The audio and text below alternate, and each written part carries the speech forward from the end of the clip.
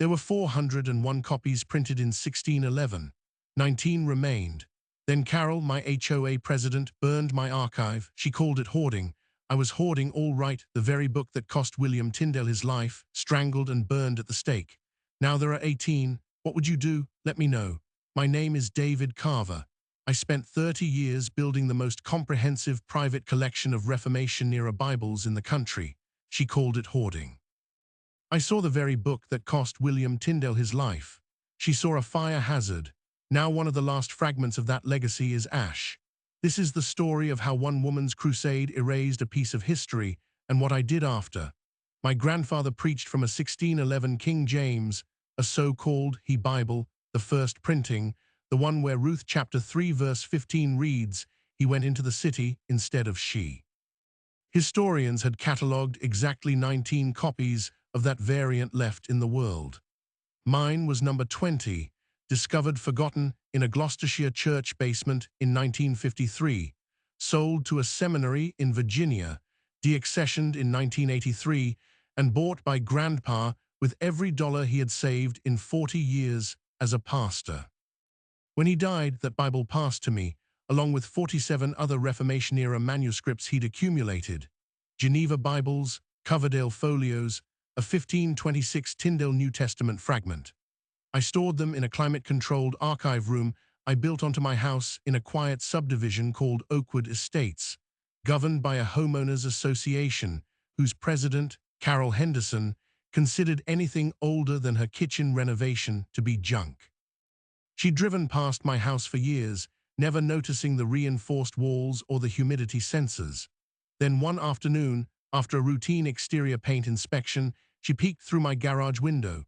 What she saw, shelves of leather-bound volumes, stacked document boxes, archival tissue paper, looked to her like a hoarder's nightmare. I tried to explain. She heard old books. I said museum-grade collection valued at $2.6 million. She said fire code violation.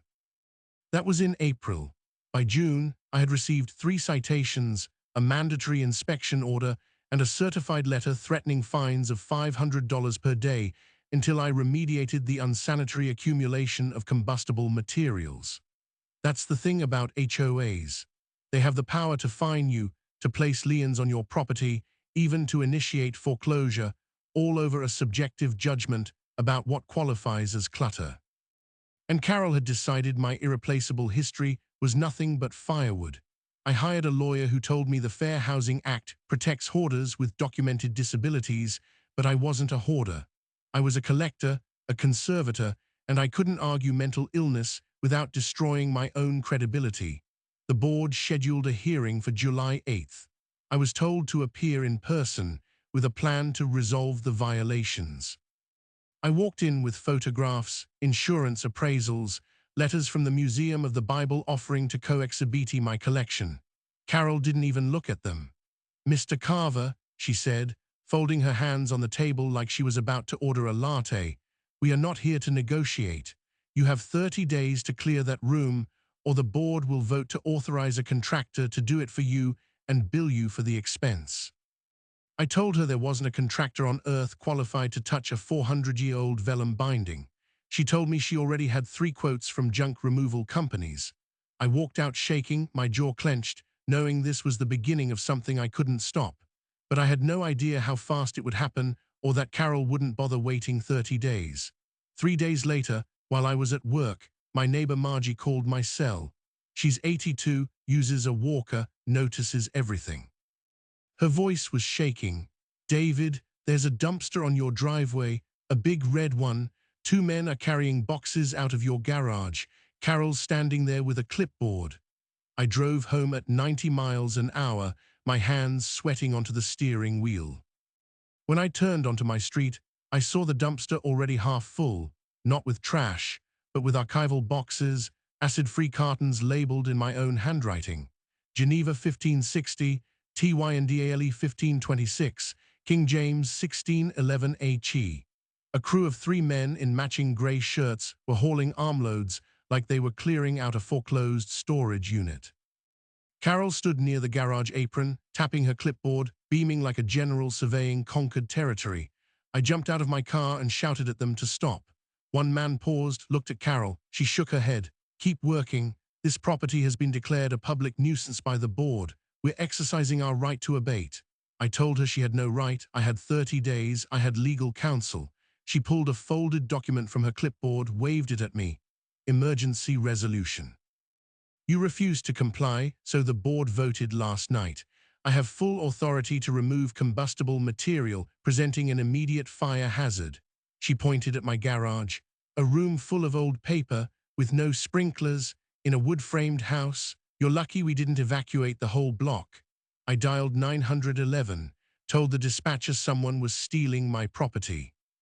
When the squad car arrived, the officer, a young guy named Braddock who looked fresh out of the academy, listened as Carol presented him with the resolution, the board minutes, the fire code citations. She spoke in the calm, practiced voice of someone who'd pre-rehearsed her lines with the HOA's attorney. Braddock pulled me aside. Sir, this appears to be a civil matter. The HOA has documentation. I can't stop them. You need to get a court injunction. He actually suggested I drive to the courthouse while they finished. I stood there on my own lawn, helpless, as they loaded the last box, the one containing the Tyndale fragment, purchased from a London auction house in 1998, insured for $430,000, into the dumpster alongside broken-down moving boxes from Carol's own garage, which she'd apparently added to the pile to make the hoarding narrative stick. A waste management truck arrived, hooked onto the dumpster and pulled away. I wrote down the license plate. Carol walked past me, close enough that I could smell her lavender perfume. She whispered, "This isn't personal, David. It's just the rules. You should have decluttered when we asked." I followed the truck in my car, calling my lawyer on speakerphone. He told me to document everything, to find where they took the load, to not under any circumstances confront anyone. My GPS tracked the truck to the county waste-to-energy incineration facility 11 miles east, near the river. By the time I pulled up at the visitor gate, the dumpster had already been tipped. The attendant, a man named Frank whose face was permanently stained with soot, checked the manifest. "That load was processed 20 minutes ago. Incinerator 4, it's ash now, buddy." He didn't understand why I sat down on the curb and wept. He just said, "You got insurance right." I drove home, my vision blurry, and sat in my emptied archive room. The shelves were still there, the humidity monitors blinking green as if nothing had changed. I found a single scrap on the floor near the door, a torn corner of a 17th century end paper with the words "Light of the World" in faded iron gall ink. Everything else was smoke over the river, scattered particulate drifting across county lines. That night, I couldn't sleep. I kept thinking about Tyndale.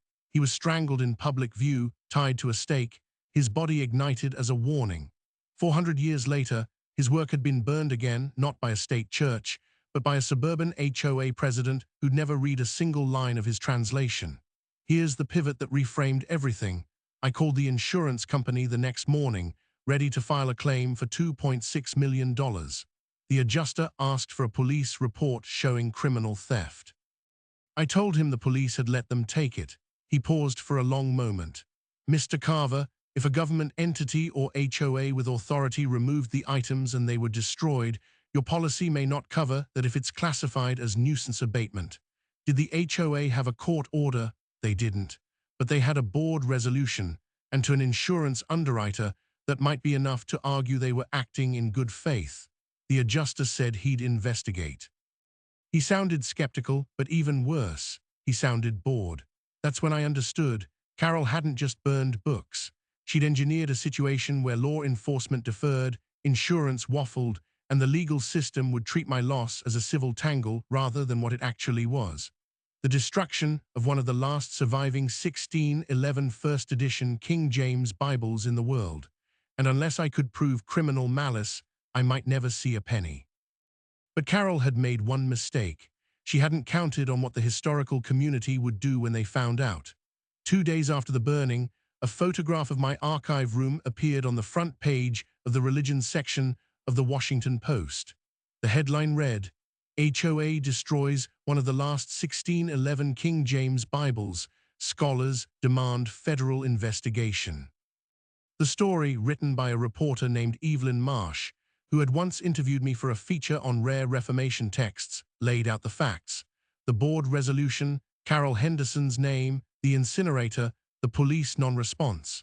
By noon, it had been shared 40,000 times. The Museum of the Bible in Washington, D.C. issued a statement calling the destruction a devastating loss to American cultural heritage. The American Academy of Religion released an open letter to the Colorado Attorney General demanding a criminal inquiry. And my phone wouldn't stop ringing. Journalists, producers, lawyers, and more than a few strangers who just wanted to tell me they'd never heard of an HOA doing something so monstrous. I was no longer alone in my grief. The weight of $2.6 million in ash now rested on Carol Henderson's shoulders, and I wasn't the only one holding her to account. But here's the thing about HOAs. They're miniature governments, elected by a handful of retirees who show up to meetings, and they can spend association funds on legal defense without asking anyone's permission. Carol lawyered up within 48 hours. Her attorney, a man named Gerald Massey, who specialized in community association law, sent my lawyer a 6-page letter essentially arguing that my collection was unpermitted, uninspected, and constituted a known fire hazard, and that the board had acted out of legitimate concern for public safety. He attached photographs of my archive taken, I later learned, by a board member who had toured the room while I was at work, without my consent, after they'd given me 30 days. He argued the HOA had absolute immunity under the business judgment rule. It was a stall, a smokescreen, an attempt to buy time while the public outrage fizzled. Except it didn't fizzle, it grew. The next revelation came from an unexpected source, a retired fire marshal named Hank Pruitt. Hank had inspected my archive 2 years earlier after I voluntarily requested a safety review. He'd found the room compliant. I'd installed fireboard drywall, a dedicated smoke detector, and a halon fire suppression system designed for documents. He still had the inspection report. He emailed it to the Post, along with a statement: if there was a fire hazard in that house, it wasn't the books. It was the HOA board's reckless disregard for private property. The board had never consulted him. Carol hadn't bothered to check any records. She just decided, based on a glance through a garage window, that the room was a tinderbox. The fire hazard narrative collapsed. Gerald Massey quickly pivoted. Now the argument shifted to building codes. My archive, he claimed, had been an unpermitted addition requiring a variance I never obtained. When my architect pulled the original renovation permits from county records, stamped and approved, that argument died too. Wait, it gets bigger. It turns out Carol had a personal motive nobody expected. My neighbor Margie, the one who'd called me while the dumpster was being filled, did some digging of her own. She visited the county assessor's website, cross-referenced property records, and discovered that Carol's son, Travis Henderson, owned a junk removal and estate cleanout company called Clean Slate Disposal. It was his company's red dumpster that had been parked in my driveway, his crew that had hauled away my books.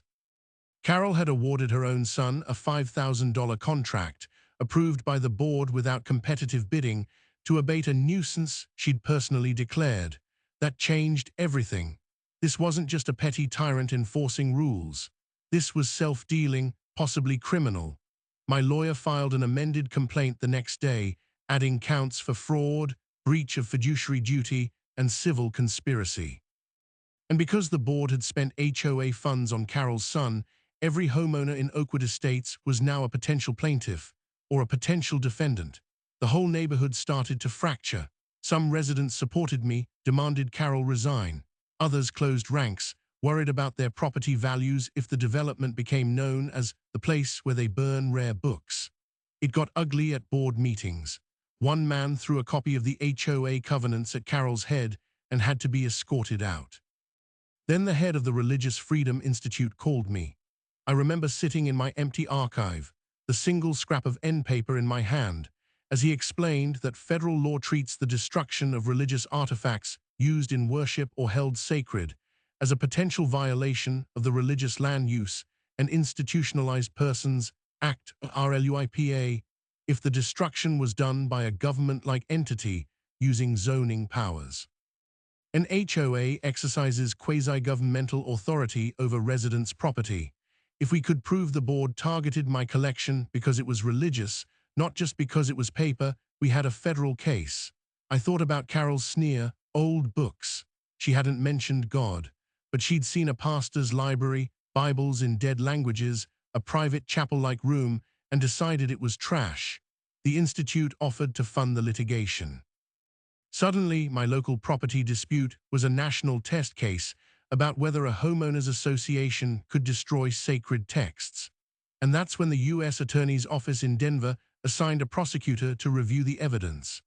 A young assistant named Rebecca Okonkwo called my lawyer and asked for all documentation: the board minutes, the emails, the inspection report, the assessor's records on Carol's son. "This is not a guarantee of charges," she said, "but the cultural heritage angle has gotten attention at the highest levels." I didn't fully understand what that meant until I received a call from the Smithsonian, an archivist that had been following the news. He asked whether any fragments had survived. I told him about the torn end paper. He said, "Hold on to it. That might be the evidence we need to classify the collection as a national treasure." For the first time since July, I felt something like hope. But Carol wasn't finished. She did what cornered people always do. She went on the offensive. She gave an interview to a local TV station, tears in her eyes, claiming I'd been harassing her, that she'd received threats, that she was the real victim. "I was just trying to keep the neighborhood safe," she said, her voice breaking.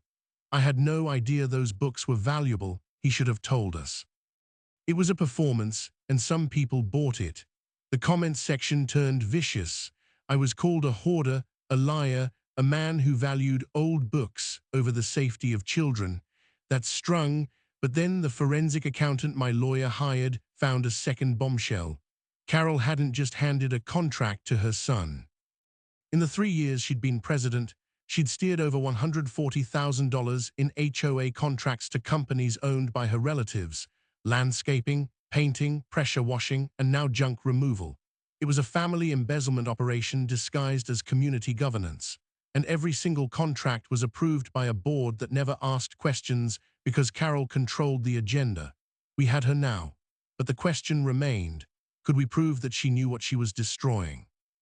That turned out to be the final revelation. In the discovery process, my lawyer subpoenaed Carol's text messages. There, in a thread with her son Travis, dated 3 days before the dumpster arrived, was a message she'd sent.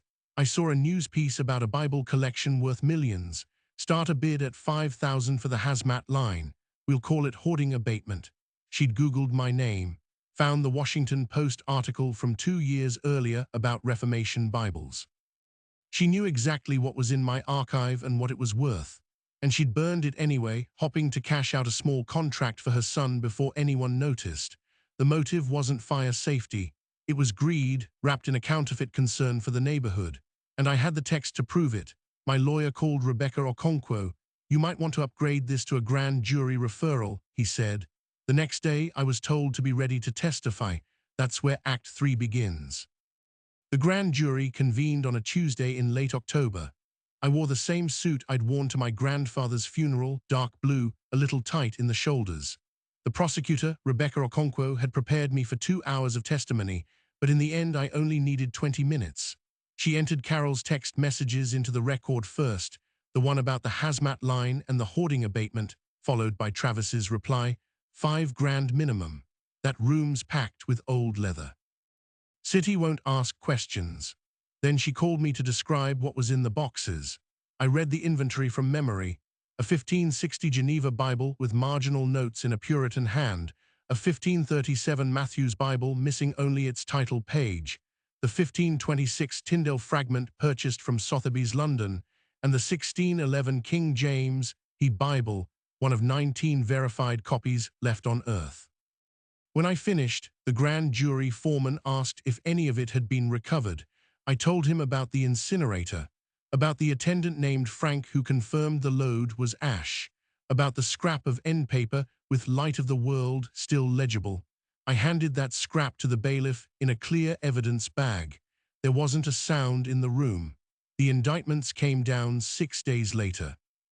Carol Henderson was charged with 3 felonies: criminal mischief exceeding $1 million in damage, fraud in the first degree for steering contracts to her son, and conspiracy to commit theft of cultural property, an unusual charge, but one that Rebecca Okonkwo had argued successfully under a federal statute designed to protect archaeological resources.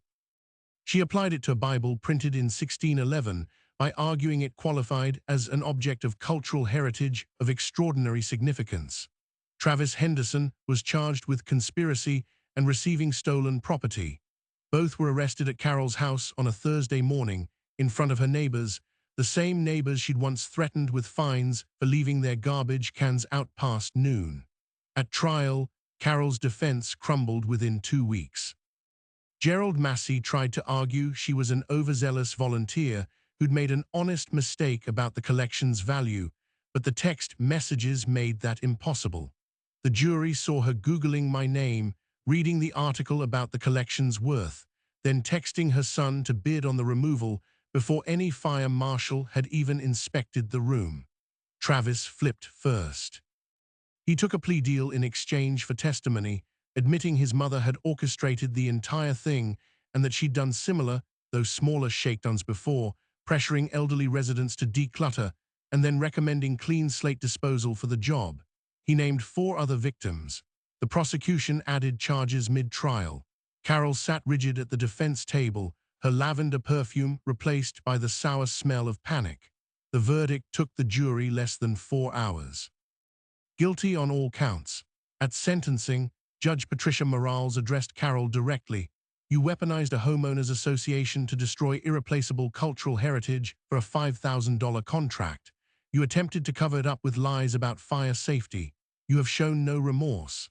She sentenced Carol to 8 years in state prison with an additional 2 years of supervised release and ordered restitution of $2.6 million, the full appraised value of the collection. Travis got 2 years for his cooperation, but the family business was dissolved. The house Carol had so proudly maintained, the one with the perfect lawn and the HOA-mandated beige trim, was seized and sold at auction to partially satisfy the restitution order. It sold for $485,000. I know because I bought it. That was the final surprise, not just for Carol but for me. I hadn't planned to. My lawyer, the insurance settlement, and a generous grant from the Museum of the Bible had begun to make me financially whole, but I wasn't rich. I went to the auction intending only to watch. Then the bidding started low and I realized, standing there in the county courthouse steps, that the house was the last asset Carol owned free and clear. Her Range Rover was gone, her jewelry gone, her retirement accounts drained. If someone bought that house at market value, she'd still owe over $2 million with no way to pay. I raised my hand. I bid $485,000, cash. The gavel fell, it was mine. I didn't turn it into a memorial or a museum. I turned it into a library. A small one, open to the public 3 days a week.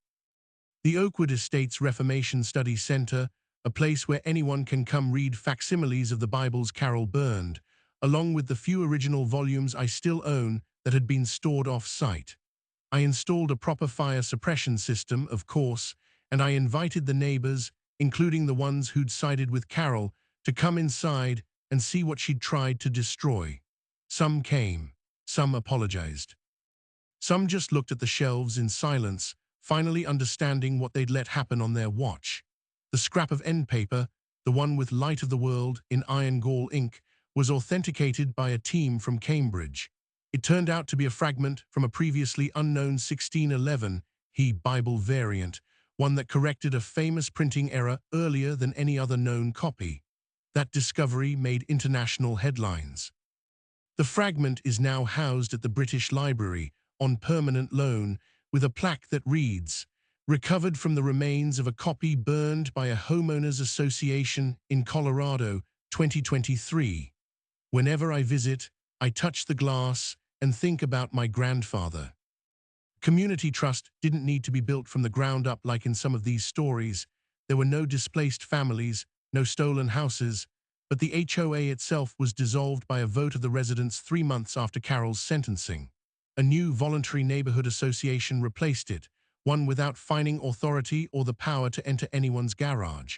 I still live in my original house, the one with the empty archive room. I'm slowly rebuilding the collection, one volume at a time. And that brings me to where we are now. And that brings me to where we are now.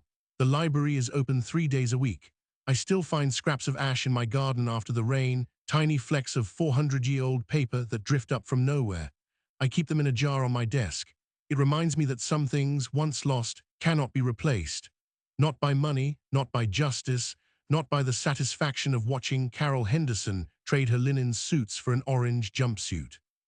But here is what I learned. A homeowners association is a government. It can fine you, lien your property, forcibly enter your garage, and destroy what it finds inside. And unless you fight back with every ounce of evidence you have, they win. Most people do not have a collection worth $2.6 million. They have family photos, heirlooms, a grandfather's letters. When those get thrown in a dumpster, the law shrugs. So I am asking you, have you ever faced an HOA that crossed the line? A neighbor with a clipboard who treated your home like a zoning violation. A board that decided your property was not really yours. Drop your story in the comments. Tell me where you are watching from. Let us build a map of every person who has been steamrolled by people like Carol Henderson. And maybe together we can make sure the next time this happens, it is not ash. If this story hit you, if it made you think about what is irreplaceable in your own life, hit that subscribe button. I am David Carver, and I have more stories to tell. Next week, a city council tried to condemn a man's farm for a shopping center. He found a document from 1887 that made him untouchable. You are going to want to see this. Until then, keep your receipts, all of them.